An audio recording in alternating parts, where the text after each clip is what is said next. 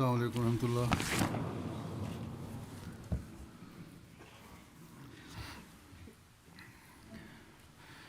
أشهد أن لا إله إلا الله وحده لا شريك له وأشهد أن محمدا عبده ورسوله أما بعد فأعوذ بالله من الشيطان الرجيم بسم الله الرحمن الرحيم الحمد لله رب العالمين الرحمن الرحيم مالك يوم الدين إياك نعبد وإياك نستعين اهدنا الصراط المستقيم صراط الذين أنعمت عليهم غير المغضوب عليهم ولا الضالين. जैसा कि अल्लाह ताला ने हमें फरमाया है कि ashtu siç na ka thënë Allahu I Madhrishëm se profeti Muhammed sallallahu alaihi wasallam është për ne shembull I përsosur dhe në çdo çështje është shembull I përsosur. इसी ज़मन में आपकी मोहब्बत इलाही का जिक्र हो Në hutbet e kaluara në këtë kuadër kam folur për dashurinë e tij ndaj Allahut. Gjatë përmendjes së dashurisë ndaj Allahut kam folur मेरा ख्याल था edhe për standardin e lartë të ibadetit, të adhurimit të tij për Allahun. Mendoja se pas dashurisë ndaj Allahut, temën e radhës do ta zgjedh adhurimin e tij për Allahun, por kur filloi përmendja e dashurisë ndaj Allahut, aty u përfshin edhe shumë ngjarje të ibadetit, të adhurimit pra. Me gjithë dëshirën, nuk mund t'i ndaja dot këto dy tema, sepse të dyja janë të pandashme. और मोहब्बत इलाही इबादत के बगैर नहीं Adhurimi nuk bëhet pa dashurinë ndaj Allahut, dhe dashuria ndaj Allahut nuk ekziston pa adhurimin. Nëse nuk ka dashuri ndaj Allahut, atëherë adhurimi I vërtet nuk mund të ketë. आज जो मज़ीद बयान करूँगा Sidoqoftë, në këtë kuadër, ajo që do të shtoj sot, edhe pse e kam marrë në lidhje me adhurimin, në lidhje me ibadetin, përfundimi I saj është, siç e kam përmendur edhe në hutben e kaluar, shkon dhe përfundon tek dashuria për Allahun. Quran करीम में Allahu e ka përshkruar këtë standard dashurie të tij në Kuranin e Shenjtë, एक हाथ shpjegimin e të cilit e kam bërë në hutbet e kaluara, अल्लाह ताला फरमाता duke ju referuar një ajeti ku Allahu thot: है व महयाया व ममाती Qul inna salati wa nusuki wa mahyaya wa mamati lillahi rabbil alamin. Thuaju, sigurisht namazi im, sakrificat e mia, jeta ime dhe vdekja ime janë për Allahun, Zotin e botëve. जैसा कि मैंने कहा इस आयत की वज़ाहत तो उस वक्त बात में हो चुकी है Siç thash, shpjegimi I këtij ajeti është bërë tashmë në hutbet e kaluara, prandaj nuk ka nevojë ta përsëris këtu. आपको Pastaj Allahu I tha atij तबीउनी që të shpall, युहिब्बुकुमुल्लाह का ऐलान करने का कहते हैं fattabi'uni हमें भी yuhibbukumullah, do të thënë të njoftoj duke thënë më ndiqni mua që Allahu t'ju doj ju. Dhe në këtë mënyrë na udhëzoi edhe neve që t'i arrim këto standarde. Allahu I thot: मोहब्बत करेगा thuaju njerëzve, nëse më ndiqni, Allahu do t'ju doj कर सकोगे dhe ju do ta fitoni dashurinë e Allahut. करने का कहकर Pra, ताला ने हमें भी duke I thënë atij që ta shpall këtë, Allahu na ka udhëzuar edhe neve që t'i arrim këto standarde, इसको हासिल करने që të bëjmë përpjekje të vërtet për t'i arritur, për të arritur dashurinë e Allahut. आपके जरिए से Sa I përket ibadetit, Allahu në Kuranin e Shenjtë përmes tij वमा खलक़तुल जिन्ना na ka dhënë urdhra të panumërt, pra përmes profetit. Në një vend thot: "Wa ma khalaqtul jinna wal insa illa liya'budun." Unë I kam krijuar gjindët dhe njerëzit vetëm të më adhurojnë mua. कि अगर तुम मेरी पैरवी करना चाहते हो Pra, në këtë mënyrë, profeti sallallahu alaihi wasallam na e bëri të qartë se nëse doni të më ndiqni, तुम भी atëherë dëgjoni se ashtu siç unë e kam kuptuar qëllimin e krijimit të njeriut, edhe ju përpiquni ta kuptoni atë dhe ta përmbushni të drejtën e tij. Vetëm atëherë do të arrini तब भी qëllimin e krijimit tuaj dhe vetëm atëherë do ta fitoni dashurinë e Allahut. Pastaj Allahu, duke tërhequr vëmendjen drejt ibadetit, drejt adhurimit, në një vend thot: Ja ayuhan nasu ubudu, ja ayuhan nasu ubudu rabbakumul ladhi khalaqakum wal ladhina min qablikum la'allakum tattaqun. O njerëz, adhuroni Zotin tuaj që ju krijoi ju dhe ata që ishin para jush, në mënyrë që të keni druajtje. Pra, për ta fituar afërsinë e Allahut dhe për të arritur druajtjen, është e domosdoshme të adhurojmë Allahun dhe të ngrejmë standardin ton të dashurimit ndaj Tij. Pastaj Allahu thot: Ja ayyuhalladhina amanu rka'u wasjudu. Ja ayyuhalladhina amanu rka'u wasjudu wa'budu rabbakum waf'alul khaira la'allakum tuflihun. O ju që besuat, përkuluni, bëni sejdë, adhuroni Zotin tuaj dhe bëni mirësi që të keni sukses.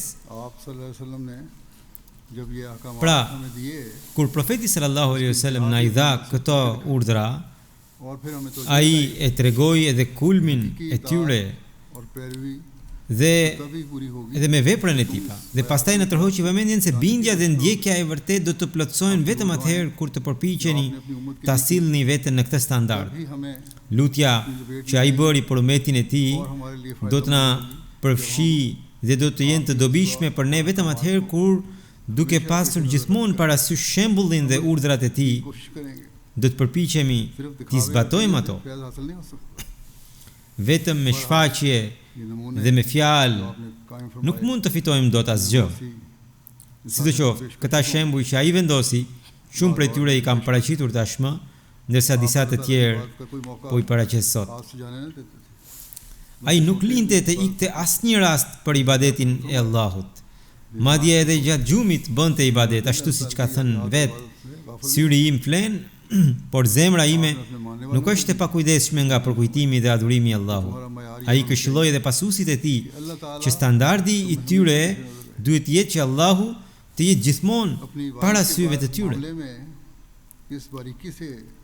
Në çështjen e adhurimit të tij, ai bënte një vetë llogaritje me aq hollësi sa për këtë në një transmetim thuhet se Hazrat Aisha radhiyallahu anha rafen, profeti sallallahu alaihi wasallam u fal mbi një çarçaf që kishte zbukurime.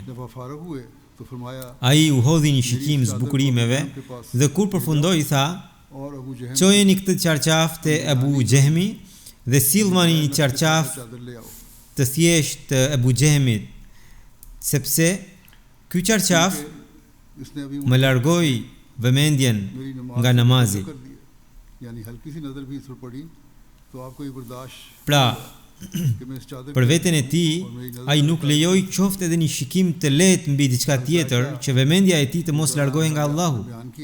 Hazrat Aisha radhiyallahu anha tregoi se profeti sallallahu alaihi wasallam tha: "Unë shikoja zbukurimet e tij ndërsa isha në namaz dhe u friksova se mos më fuste në sprov."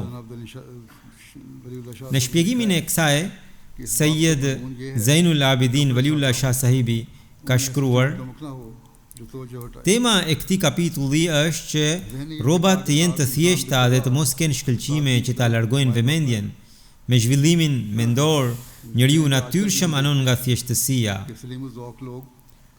Ai shkruan: edhe sot shohim se njerëzit me shije të shëndosh, me shije të holl, në përzgjedhjen e rrobave u japin përparësi ngjyrave të thjeshta.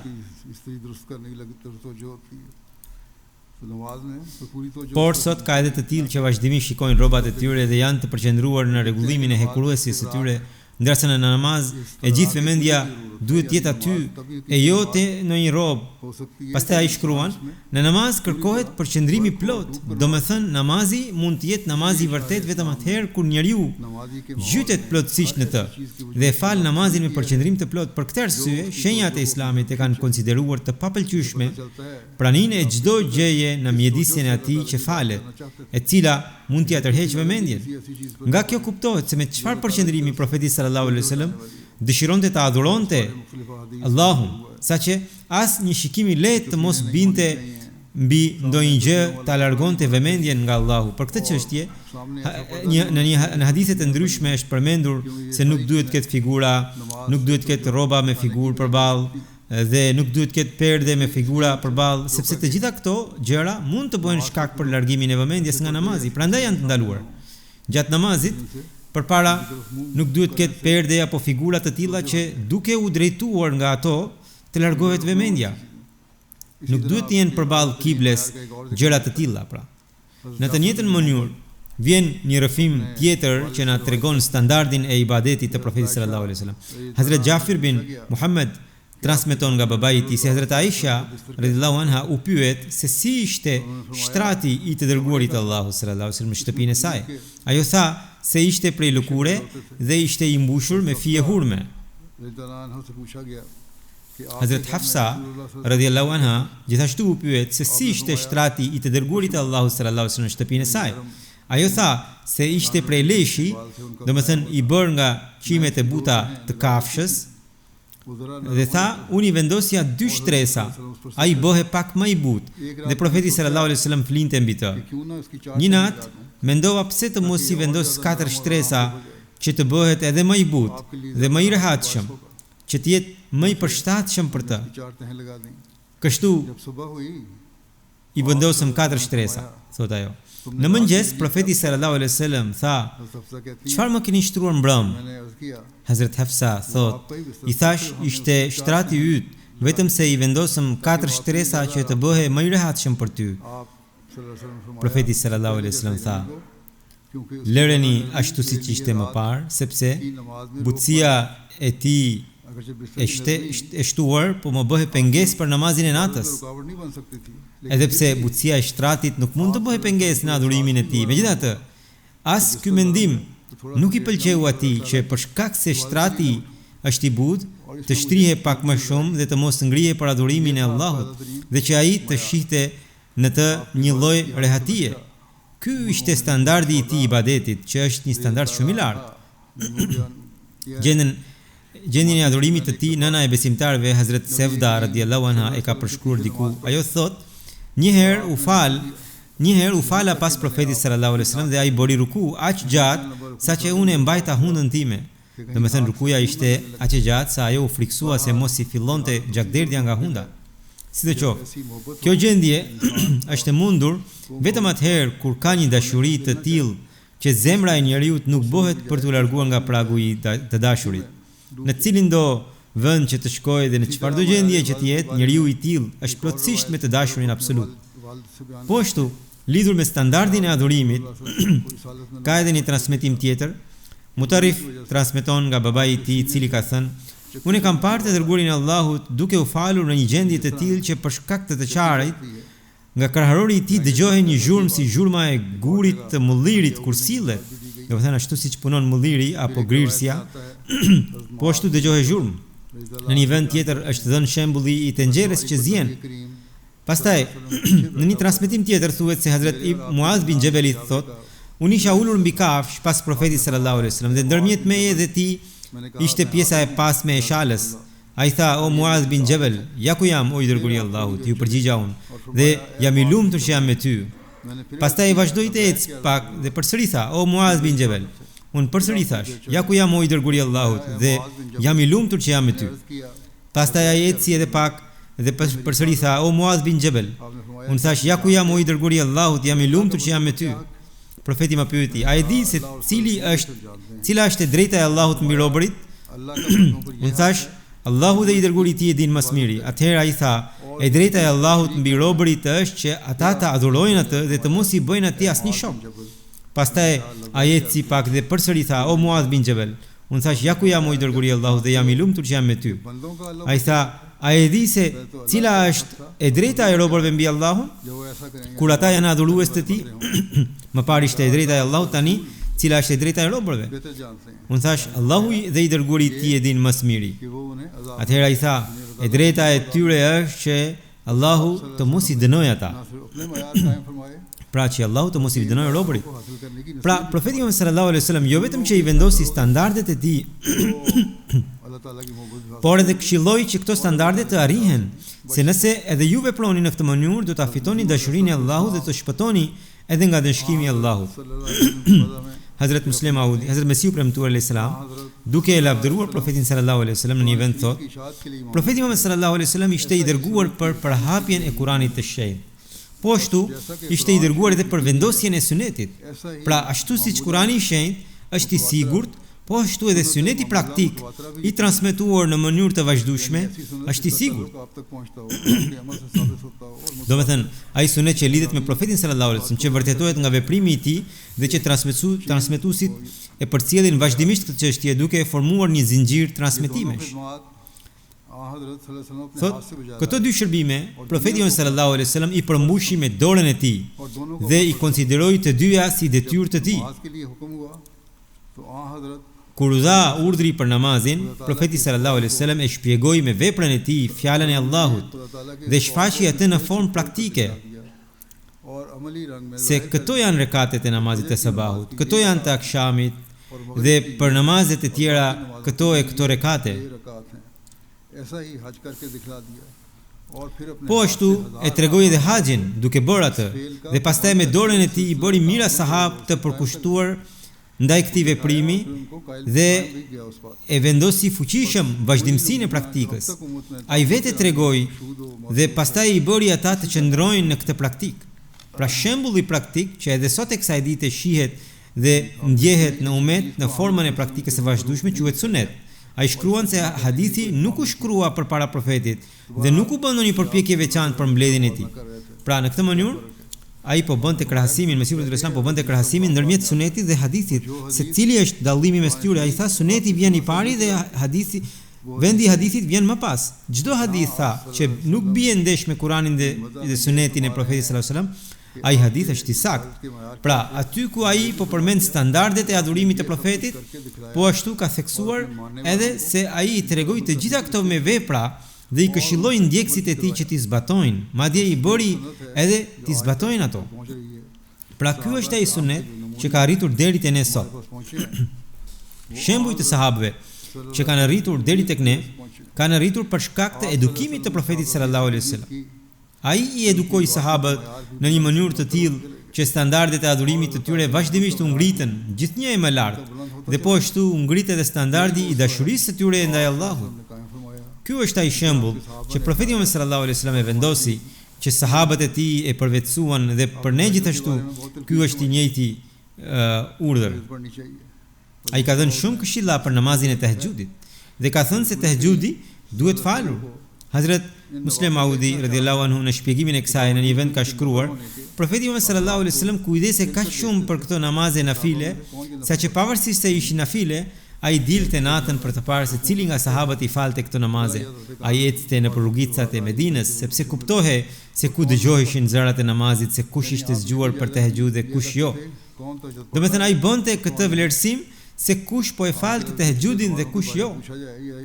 Sot nëse dikë e pyesin për namazet, ose edhe vetëm ti thuash se namazet duhet falur në xhami, se në sa namaze vjen në xhami, atëherë fillon të kundërshtojë, duke thënë se kjo është çështje personale, kush jeni ju që na pyesni, ose se çfarë nevoje ka xhamati të pyes për këto. Kjo është çështje mes nesh dhe Allahut, etj. Ndërsa profeti sallallahu alaihi wasallam vetë bënte vlerësim edhe për namazin e tahajjudit. Njëherë në mejlisin e tij u përmend Hazrat Abdullah bin Omer radhiyallahu anhu se ai është shumë i mirë dhe ka këto cilësi. Profeti sallallahu alaihi wasallam tha, po, është njëri i mirë, shumë i mirë, me kush që ta falet e tahajjudit.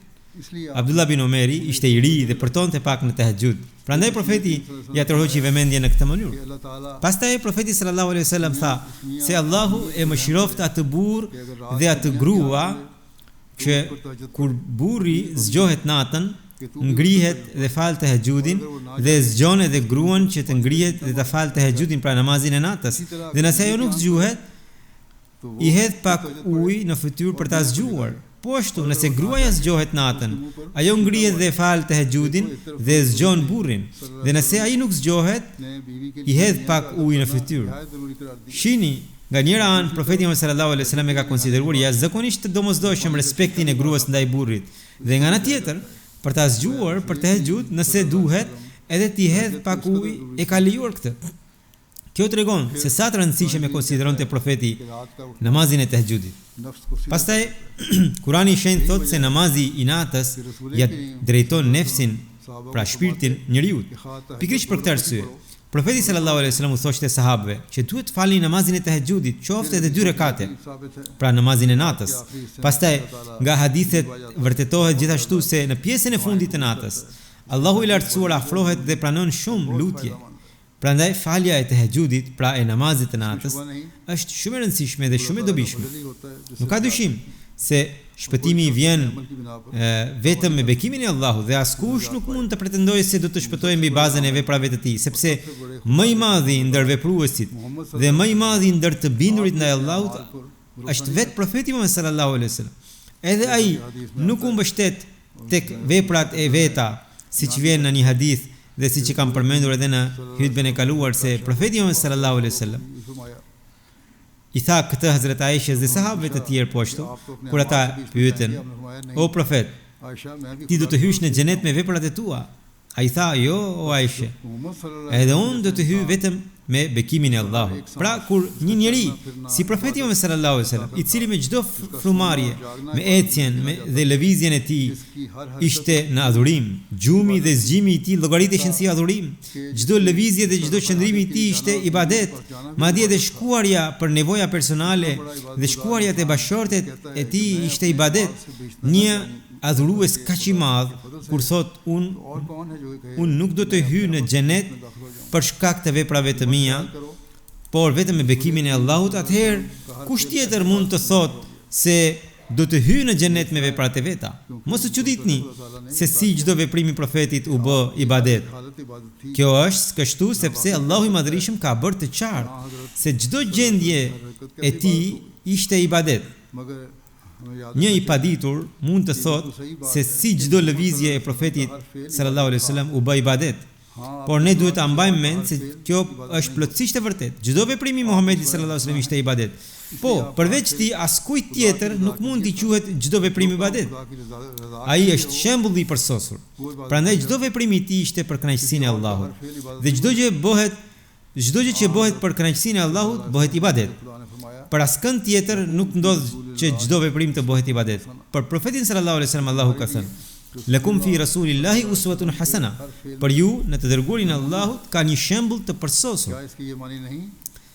A nuk do të thotë kjo se profeti sallallahu alaihi wasallam me veprat e tij na tregoi se cili veprim është i lejuar dhe cili është i ndaluar, cili është i pëlqyeshëm e cili i papëlqyeshëm, cili është halal dhe cili haram? Pra, çdo veprim i profetit sallallahu alaihi wasallam ishte një shpjegim dhe një përshkrim praktik. Për shembull, falja e namazit prej tij nuk ishte vetëm zbatim i një urdhri të Allahut, por dhe shpallje se këto janë farze, këto janë sunete dhe këto janë nafile që janë përveç farzeve, të cilat janë të domosdoshme për të fituar afërsinë me Allahun. Ushqimi i tij gjithashtu ishte shpallje, se ajo që ai hante ishte halal dhe se ato gjëra që ai nuk i hante nuk janë për të ngrënë. Pra, për shkak se çdo veprim i tij ishte bërë shembull për njerëzit, ato gjëra që ai shpalli të lejuara dhe i përdori ishin ibadet. Dhe po ashtu, ato nga të cilat ai ndaloi dhe vetë nuk i përdori, mos përdorimi i tyre për të ishte gjithashtu pjesë e ibadetit. Me pak fjalë, çdo veprim i tij ishte ibadet sepse ishte nën urdhrin e Allahut. Një shembull për këtë është një person e pyeti për kohën e namazit të ikindis. Dihet se falja e namazit në kohën e parë është e pëlqyeshme, por profeti sallallahu alaihi wasallam e vonoi një ditë aq shumë saqë koha u bë shumë e ngushtë. Kjo vonesë e tij në namaz ishte gjithashtu ibadet. Pse? Sepse ai po jepte mësimin se nëse për ndonjë arsye njeriu nuk mund ta fal namazin në kohën e parë, atëherë edhe nëse e fal deri në kohën e fundit, namazi i tij është i vlefshëm. Pra, tek farzet kishte shpallje, te detyrimet kishte shpallje, te nafilet sunetet kishte shpallje, dhe të gjitha këto janë adhurim ndaj Allahut. Megjithatë, edhe në këtë gjendje ai thoshte se do të hyjë në xhenet vetëm me bekimin e Allahut. Domethënë Allahu i Madhërisht i kishte thënë se çdo veprim i tij ishte ibadet, por përsëri ai tha: "Unë do të hyj në xhenet vetëm në sajt e bekimit të Allahut. Atëherë si mund të themi ne veprat e të cilëve janë shumë të pakta se do të hyjmë në xhenet me veprat tona? Kjo tregon qartë se sa i domosdoshëm është bekimi i Allahut. Bekimi i Allahut është shumë i domosdoshëm, por as ai nuk fitohet vetëm me pretendim. Për ta fituar atë, nevojitet edhe diçka tjetër. Me pretendim të thjeshtë të besimit nuk arrihet asgjë. Ajo që duhet është veprimi, zbatimi i sunetit të Profetit sallallahu alajhi wasallam, përpjekja për të vepruar sipas tij, përpjekja për ta ngritur standardin e ibadetit dhe përpjekja për ta fituar dashurinë e Allahut. Vetëm atëherë, siç e thash edhe në fillim, ibadeti nuk mund të ekzistojë pa dashurinë ndaj Allahut dhe dashuria ndaj Allahut nuk mund të ekzistojë pa ibadet. Sa i përket gjendjes së lutjes së Profetit, Hazrat Muslim Audi ka shkruar në një vend në tefsirin e tij dhe disa fjalë do t'i shpreh edhe nga fjalët e mia, por gjithsesi kjo temë është marrë prej ande. Sot shumë njerëz luten, por syt, zemra, mendja, kraharuri i tyre nuk e mbështesin lutjen. Ata janë duke u lutur, por syt janë diku tjetër, zemra diku tjetër, mendja ende gjetk dhe në kraharor nuk ka atë dashuri që duhet të ketë. Nuk ka atë dashuri për Allahun. Dhe cili është përfundimi? Përfundimi është se me që këto gjëra nuk ecin bashkë me lutjen dhe nuk e mbështesin atë, lutja mbetet vetëm një lutje sa për të thënë. Syt nuk lagen, zemra nuk shkrihet. Gjatë lutjes syt duhet lagen, zemra duhet shkrihet. Madje duhet të përqendrohet dhe të drejtohet nga Allahu. Dhe kraharori nuk zien nga ndjenja. Pra, i njerëzve tillë. Përfundimi është se lutjen ta merr era, siç e merr plurin. Kush mund të jetë më i lirë dhe më i çliruar se vetë profeti Muhammed sallallahu alaihi wasallam? Megjithatë, për të vjen se kur lutej ndonjëherë nga kraharori i tij dilte si zjerja e tenxheres, pra një zë si zjerja e tenxheres, dhe ai qante aq shumë sa mjekra e tij e bekuar lagej. Por ka shumë njerëz që sipas zakoneve të tyre tregojnë edhe mendimasi ndaj Allahut dhe e konsiderojnë të papëlqyeshme të qarët në lutje. Në namaz edhe përgjërimi dhe përullësia janë të dobishme, ja domosdoshme, dhe njeriu duhet të përpiqet për këtë. Për këtë, Hazrat Mesihu premtuar alayhis salam ka treguar edhe një metodë që përpiqu të qash në mënyrë artificiale, sepse kjo gjendje e jashtme ndikon në zemër dhe do të fillosh të qash përpara Zotit, me të vërtetë. Pra, profeti Muhammed sallallahu alaihi wasallam nga njëra anë na tregoi se këto janë standardet e adhurimit tim dhe nga ana tjetër tha se unë jam mirënjohës. Bekimi i Allahut do të më shpëtojë. Për ta fituar këtë bekim, unë adhuroj dhe falenderoj Allahun për mirësitë e tij, sepse Allahu i lartësuar është i pavarur. Nëse unë nuk falenderoj, kush e di se çfarë shpallje ose çfarë sjellje do të ketë Allahu ndaj meje? Pra, kur një njeri si profeti Muhammed sallallahu alaihi wasallam prisi të gjithë të mirëve, nuk u bë i pavarur nga veprat. Atëherë si mund të bëhen të tjerët të pavarur nga veprat? Dhe si mund të thonë njerëzit se ne nuk kemi nevojë për vepra, Allahu do të na falë? Këto janë fjalë jo besimtarësh, e jo fjalë besimtarësh. Edhe përmendja e Allahut nga profeti Muhammed sallallahu alaihi wasallam është një sunet. Ai vazhdimisht e përmendte Allahun. Në lidhje me këtë, në një hutbe, Hazrat Muslim Audi radhiyallahu anhu ka thënë: një nga dhikret, pra dhikret do të thotë përmendja e Allahut. Një nga dhikret është ai që bëhet në kohën e gjumit. Profeti Muhammed sallallahu alaihi wasallam para se të flinte, e lexonte ajetul Kursin, surën El-Ikhlas, surën El-Felek dhe surën En-Nas. Këto janë 3 suret e fundit të Kuranit të shenjtë. I lexonte 3 herë, pastaj frynte në duar dhe i kalonte duart mbi trupin e tij. Ai i kalonte duart mbi trup, duke filluar nga koka dhe deri aty ku mund të arrinin duart. Kjo është suneti i profetit Muhammed sallallahu alaihi wasallam. Çdo vepër që ai e ka konsideruar vepër fetare dhe e ka vazhduar rregullisht dhe për herë quhet sunet.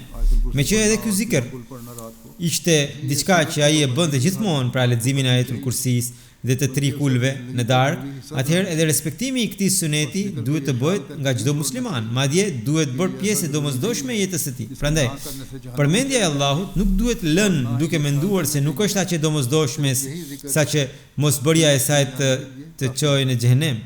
Por po ashtu nuk duhet menduar se vetëm ky dhikr të mjafton për të hyrë në xhenet, se nuk ka nevojë për vepra të tjera. Farzet, pra obligimet, duhet të përmbushen patjetër. Disa njerëz më shkruajnë edhe mua letra dhe pyesin: na tregoni ndonjë lutje të vogël, ndonjë dhikr që ta bëjmë vazhdimisht, që të na lindin brenda nesh të mirat, të na largojnë mëkatet, të na zgjidhen punën dhe të fitojmë afërsinë me Allahun. Pra gjëja e parë është ibadeti, domethënë namazet farz. Profeti sallallahu alaihi wasallam pas farzeve ka falur edhe nafile. Prandaj, fillimisht duhet të arrijnë standardet e paraqitjes përpara Allahut në namaz. Pas kësaj vijnë nafilet. Dhe më pas përmendja e Allahut, pra dhikri. Dhikri e drejton njeriu më shumë drejt të mirave. Por krahas kësaj është domosdoshme të përmbushen edhe moralet dhe veprat e tjera. Njeriu duhet të ketë edhe morale të larta. Për ta fituar afërsinë e Allahut, për zgjidhjen e problemeve dhe për pranimin e lutjeve është domosdoshme të veprohet sipas çdo urdhri të Allahut. Dhe ashtu siç profeti sallallahu alaihi wasallam na e ka treguar me vepër, ashtu duhet bërë. Duhet bërë përpjekje dhe duhet ndjekur gjithë ky sunet në mënyrë të plotë. Sidoqoftë, për dhikrin nuk duhet menduar se po ta lëm do të shkojmë në xhenem dhe as se vetëm dhikri do të na çojë në xhenet ose do të zgjidhë të gjitha problemet tona. Veprat janë të domosdoshme dhe farzet janë të domosdoshme. Kur një njeri si profeti sallallahu alaihi wasallam kishte nevojë për këto dhikre dhe për përparimin e tij shpirtëror, si mund të themi se ne nuk kemi nevojë për to? Ky ishte suneti i profetit sallallahu alaihi wasallam. Ai gjithmonë para se të flinte, lexonte Ayatul Kursin dhe trikul nga 3 herë, siç u përmend më herët, pastaj frynte në duar dhe i kalonte duart mbi tru. Hazrat Muslim Maudi radhiyallahu anhu ka tërhequr vëmendjen edhe në disa çështje të tjera me shumë hollësi. Në një vend ai shkruan: njerëzit që janë prijes fetar shpesh kanë këtë mendim, shpesh kanë mendimin se adhurimet dhe dhikri i tyre duhet të jenë më të shumta se sa të tjerëve. Ka edhe të tillë që quhen lider fetar, dietar ose kryetar organizatash fetare, që mendojnë se adhurimet e tyre duhet të duken më të shumta dhe për këtë arsye qëllimisht shtiren që njerëzit i konsiderojnë si të devotshëm. Edhe liderët e mëdhenj politik, pra në vendet muslimane, kanë filluar të bëjnë të njëjtën gjë. Rinë me tesbih në duar, ose ata që janë imam xhamish, zyrtar organizatash, që konsiderojnë veten si shembull për botën, ose përpiqen t'u imponojnë të tjerëve ndjesinë se jemi shembull për ju. Ata shtiren dhe bëjnë këtë veprim për sy e faqe. Këto gjëra gjenden edhe te muslimanët, edhe te jo muslimanët, madje edhe në traditat e disa fiseve. Sidoqoftë, te disa musliman, shfaqja e jashtme e gjendjes së tyre ka arritur deri aty sa kur marrin abdes, i lajnë gjymtyrët për një kohë të gjatë dhe madje thonë se pikat e ujit që bien gjatë abdesit nuk duhet të bien mbi trup përsëri sepse sjellin papastërti. Bëjnë ruku dhe sejdë shumë të gjata vetëm për ta shfaqur në pamje, një pamje për ulësie në nështrimi, pra vetëm për të dukur. Nëse kjo bëhet për ta fituar dashurinë e Allahut, atëherë është tjetër gjë, por ata e bëjnë për t'u treguar njerëzve. Para njerëzve lexojnë shumë lutje me tesbih në duar, duken sikur janë në dhikr, por profeti sallallahu alaihi wasallam ndonse ishte më i devotshëm dhe më i druajtur nga Allahu. Dhe askush nuk mund të arrijë nivelin e tij të frikës ndaj Allahut. Megjithatë, ishte i thjesht në të gjitha këto çështje. Jeta e tij ishte plotësisht e pastër nga këto teprime dhe shtirje. Edhe Hazrat Abu Qatada radhiyallahu anhu transmeton se profeti sallallahu alaihi wasallam ka thënë: Nganjëherë ngrihem për namaz dhe kam ndërmend ta zgjas namazin, por kur dëgjoj të qarat e ndonjë fëmie, e shkurtoj namazin, nga frika se mos e vë nën vështirësi nënën e fëmijës. Me çfarë thjeshtësie e tha profeti sallallahu alajhi wasallam këtë? Tha, e shkurtoj namazin kur dëgjoj të qarat e fëmijës. Disa të ashtu quajtur sufi të sotëm, ndoshta do ta konsideronin një fjalë të tillë si fyerje për veten. Ata krenohen duke thënë se janë aq të gjytur në namaz që nuk dinë çfarë ndodh rreth tyre, edhe sikur të bien daullë pranë tyre. Por profeti sallallahu alaihi wasallam ishte i lirë nga këto teprime. Madhështia e tij ishte dhurata e Allahut, jo diçka e dhënë nga njerëzit. Atij nuk i duhej nder nga njerëzit, atij i duhej nderi nga Allahu. Prandaj ishte i lirë nga këto gjëra. Shfaqja dhe shtirja janë vetëm për ata që mendojnë se nderi vjen nga njerëzit. Ata që e konsiderojnë Allahun si dhënësin e nderit, ashtu siç ishte profeti sallallahu alaihi wasallam dhe siç ai e vendosi sunetin me veprën e tij, nuk mund të kenë një mendësi të tillë. Te ta mbizotron thjeshtësia. Të tillë duhet të jenë robërit e Allahut. Hazrat Anesi radhiyallahu anhu transmeton se një herë u pyet nëse profeti Muhammed sallallahu alaihi wasallam fale ndonjëherë me këpucë apo jo. Nga njëra anë ka adhurime dhe përpjekje për standardet e larta, por aty ku ka nevojë për lehtësi, ka edhe lehtësi. Siç e përmenda më parë në lidhje me kohën e namazit të ikindis. Profeti sallallahu alaihi wasallam i merrte parasysh të gjitha anët, por thelbi ishte gjithmonë që adhurimi i Allahut të jetë në qendër, dhe që synimi të jetë kënaqësia e Allahut. Sidoqoftë, kur ai u pyet nëse profeti sallallahu alaihi wasallam fale me këpucë apo jo, ai u përgjigj: "Po." Nga ky rast kuptohet se sa shumë u shmange ai teprimeve. Disa muslimanë që janë të paditur për besimin dhe për mësimet e Islamit, nëse shohin dikë duke u falur me këpucë, do të bërtasin me të madhe dhe derisa të mos përmbushen të gjitha kushtet sipas mendimit të tyre, as nuk mund ta adhurojnë, ta shohin atë. Por profeti sallallahu alaihi wasallam është shembull për ne, shembull i përsosur. Metoda e tij ishte që ti shikonte realitetet e ngjarjeve dhe të mos ishte i lidhur pas teprimeve. Edhe sot gjendja është e njëjtë. Një Ahmedi më ka shkruar se dikush e kritikoi atë duke thënë: "Pse thua shahadet ose pse përmende këtë fjalë islame?"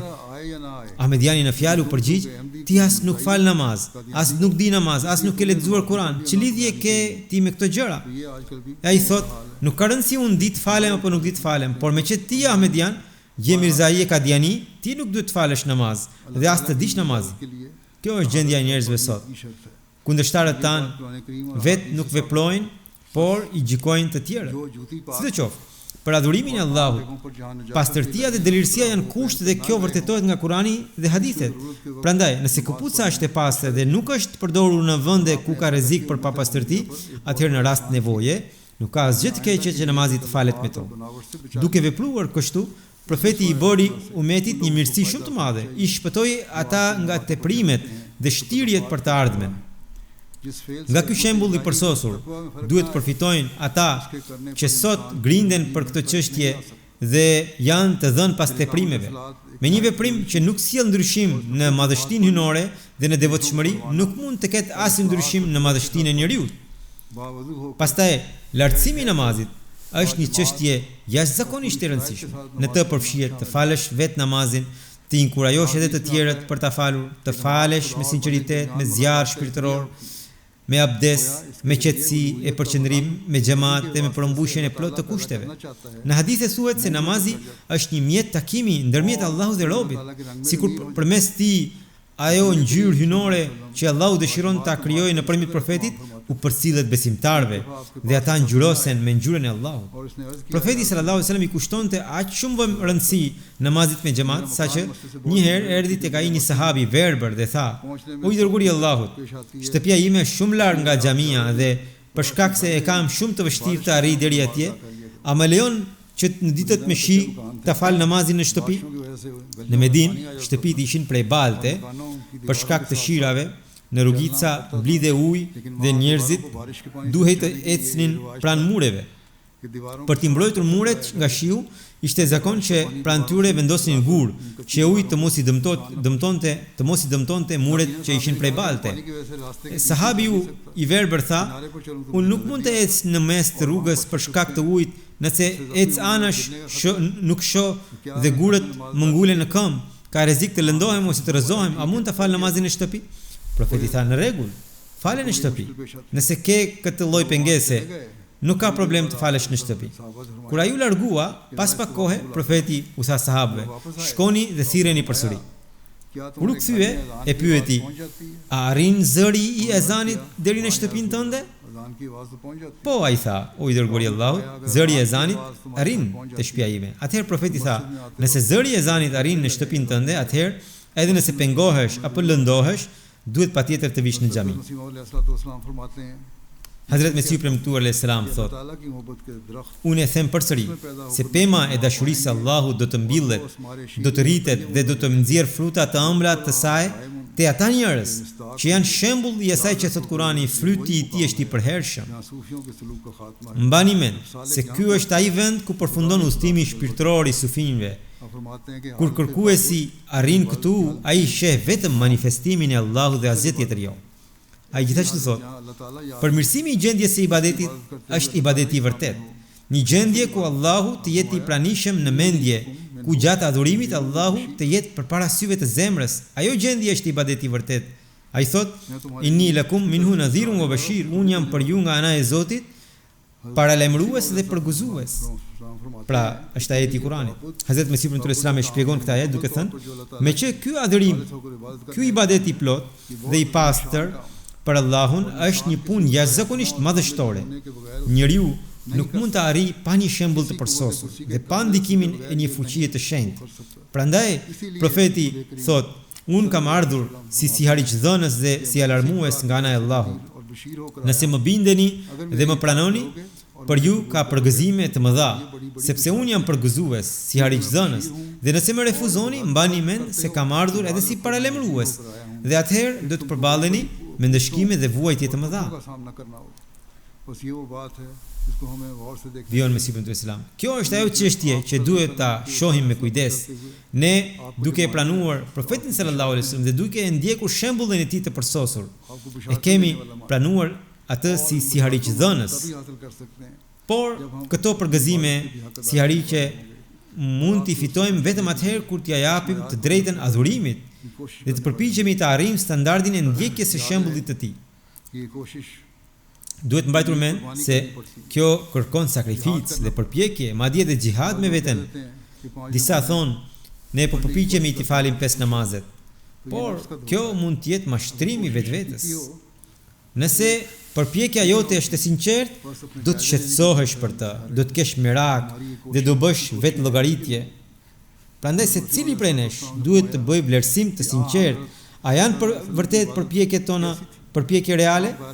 Hazrat Mesihu ibn Islam ka thënë se si ishte adhurimi i profetit sallallahu alajhi wasallam. Ai shkonte në shpellën Hira, edhe pse aty kishte rrezik nga kafshët e egra, gjarprinë e graviçar. Kjo është përmendur edhe më parë. Atje ai bënte lutje. Duke përmendur këtë, ai shpjegon se kur tërheqja nga njëra anë rritet shumë, frika nga ana tjetër largohet nga zemra.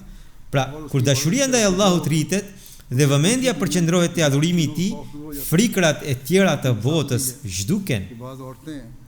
Ai jep, Mesihu ibn Islam pra, jep shembullin e disa grave shumë frikacake, por të njëjtat në raste sëmundjeje të fëmijëve të tyre në net të errta shkojnë patjetër në vende ku ditën mezi do të guxonin të shkonin. Kur frika ndaj Allahut dhe dashuria për të bëhen mbizotruese, të gjitha frikrat dhe dashuritë e tjera zbëhen. Por për një lutje të tillë edhe vetmia është nevojshme. Me atë lidhje të plot shfaqen dritat shpirtërore, sepse çdo lidhje kërkon privatësi. Pra, vetëm kur ka privatësi mes dy qenjeve, krijohet lidhja mes tyre. Hazrat Mesihu ibn Islam thot: "Adhurimi duhet të jetë vetëm për Allahun, jo për sy e faqe. Në bindje, adhurim dhe shërbim nëse punon me durim, या लंबे चौड़े Allahu kur nuk ta humb përpjekjen. मुतमय्यज Në Islam ka pasur mira njerëz që janë njohur vetëm nga drita e tyre shpirtërore. और ना Nuk kanë pasur nevojë për rroba të veçanta, mantela, të gjata apo veshje dalluese. Të dëlirët e Allahut as nuk kanë veshur uniforma për të dukur si të mëdhenj, si sufi apo si shumë të devotshëm. कोई खास ऐसा Profeti i Allahut nuk kishte ndonjë veshje të veçantë që ta dallonte nga njerëzit. Madje një herë një person e pandehu Hazrat Abu Bekrin për profet dhe filloi अल्लाह को ta nderonte atë. उनसे मुसाफा किया Atëherë Hazrat Abu Bekrit करने लगा ju desh të ngrihej dhe t'i bënte fresk profetit sallallahu alaihi wasallam, पंखा झलने duke treguar jo me fjalë, por me vepër se profeti ishte ai, ndërsa vetë ishte shërbëtori i tij. ये है मैं तो खादम हूँ जब इंसान खुदा की बंदगी करता Kur njeriu i nënshtrohet Allahut, पहनने që nevojë ka për rroba të veçanta, për varse, për tespi të gjata në duar? घंटों के हाल Të tillët janë robërit e botës, e jo të Allahut. तस्बीहें होती हैं ऐसे लोग दुनिया के कुत्ते होते हैं Kërkuesit ये तो दुनिया e Allahut खुदा वाले nuk kanë as kohë e as vetëdije për të marrë me veshje dhe uniforma. वो तो Ata duan të qëndrojnë të fshehur nga sytë e botës. खुदा ताला ने Po, disa prej tyre vet Allahu me urtësinë e tij i nxjerr në dritë इसका सबूत देवे që të dëshmojë वसल्लम fuqinë e njëshmërisë së tij. लोग आपको पैगंबर कहें Profeti sallallahu alaihi wasallam nuk kishte as pak dëshirë që njerëzit ta quanin profet dhe t'i bindeshin atij. Prandaj ai adhuronte në një shpellë që ishte shumë e ngushtë, आमीन aq e ngushtë sa varri, dhe nuk kishte qëllim që të dilte prej ande, por Allahu, sipas urtësisë së tij, e nxori dhe përmes tij e shfaqi dritën e vet në botë. हमें इस नूर से फैज़ पाने की तौफीक दे। Allahu na dhënë mundësinë të përfitojmë nga kjo dritë, na dhënë mundësinë ta përmbushim të drejtën e adhurimit që kemi ndaj tij, na dhënë mundësinë ta përvetësojmë shembullin e përsosur të profetit sallallahu alaihi wasallam पर चलने की dhe të përpiqemi ta ndjekim atë në mënyrë të vërtetë. अता फरमाए।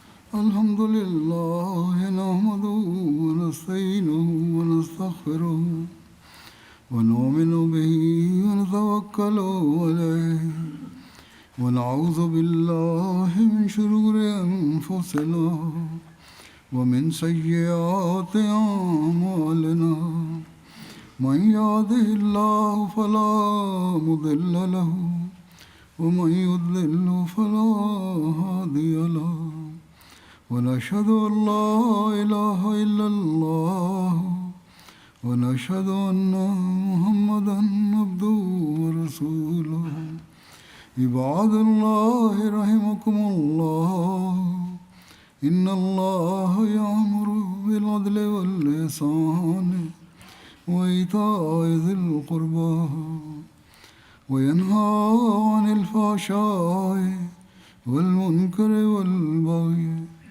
يعظكم لعلكم تذكرون اذكروا الله يذكركم وادعوه يستجب لكم ولذكر الله أكبر